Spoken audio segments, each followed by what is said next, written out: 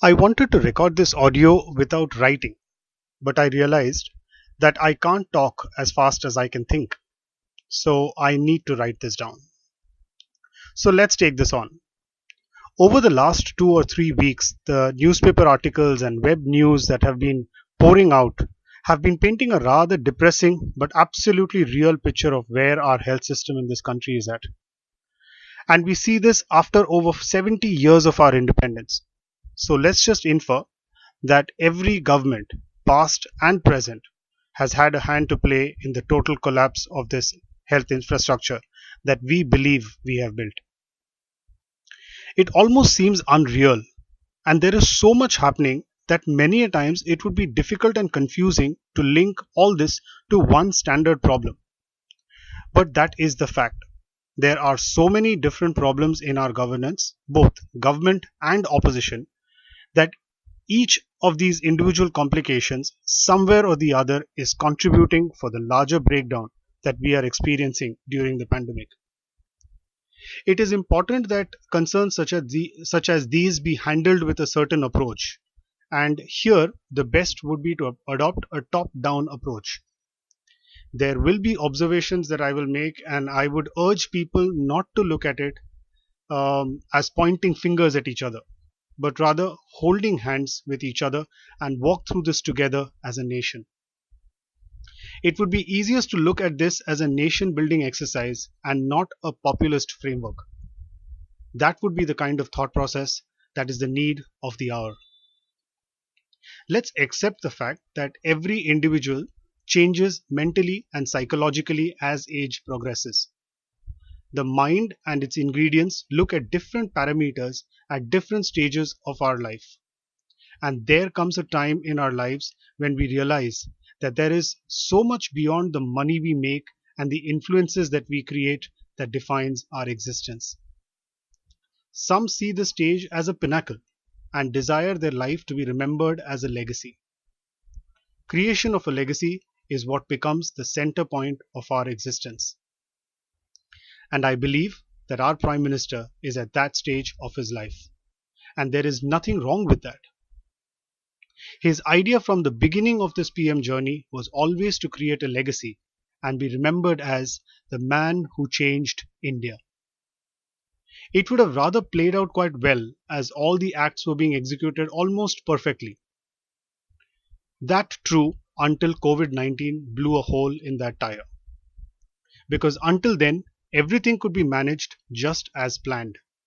But COVID needed not just grit force, but more an intellect. And that wasn't a part of our Indian political culture. So we can't hold our PM responsible. He was just doing what any politician would, keeping the yes sayers close to him instead of listening to the critics. This voice note will probably help him hit that intention in the best way possible.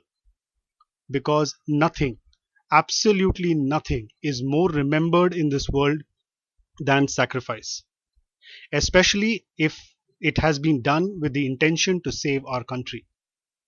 So, what's the solution that we stand with? It is PM Modi stepping down as the Prime Minister and handing over the charge of the country to Dr. Manmohan Singh. Here, I must add Dr. Manmohan Singh without the shadow of the Congress behind him, because only he, in his individual capacity, can pull India out of this surge at the medical as well as economical level. Having said that, convincing Dr. Singh to accept this position would be a different story altogether. But I think he would agree, keeping in mind the national advantage. Now, Dr. Singh cannot do this on his own. He will need an apt cabinet to drive through this rocky terrain and get us victorious. Here, I believe that we must work with the slogan, best man for the job. We assign cabinets to people who deserve and are qualified for it the most, and this needs to be done across party lines as a national initiative. I can make a few suggestions. For example, Shri Chidambaram as the Home Minister, Modi ji at Defence, Shri Sonam Wangchuk from Ladakh as Science and Technology Minister, Shri Shekhar Gupta of the Print as Information and Broadcasting Minister. Dr. Harshvardhan seems to be in good control of his ministry, and so does Mr. Piyush Goyal and Nitin Gadkari ji.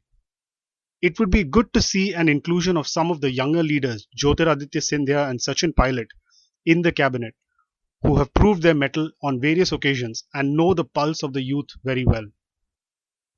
So the key is that we need to create a one nation government and not a party based cabinet. It would hurt individual egos, but this is not the time to look at individual egos. And moreover, it's undoubtedly the best way to run this country.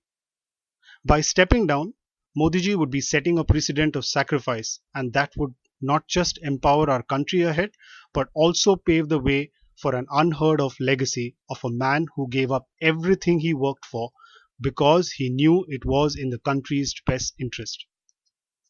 This is my strong recommendation for the leaders of our country. At a time when everything looks bleak, this will bring a fresh wind of hope. Those who support the idea can pass it around and even calibrate with it. But one thing I'm very clear about, undoubtedly, we as a nation are due for a big change. It was long overdue, but the current pandemic is like a forced change agent. Let us put those differences behind us and face this adversity not as different states and different parties, but as one people and one nation. Those who do not think this is a good idea are free to support their opinion. But I know one thing for a fact, that that would be a divided country that we would be running, and that's the last thing that we need right now. So let's look at moving across party lines and running this country in as one nation, as one country, and fight this pandemic like India would. Jai Hind.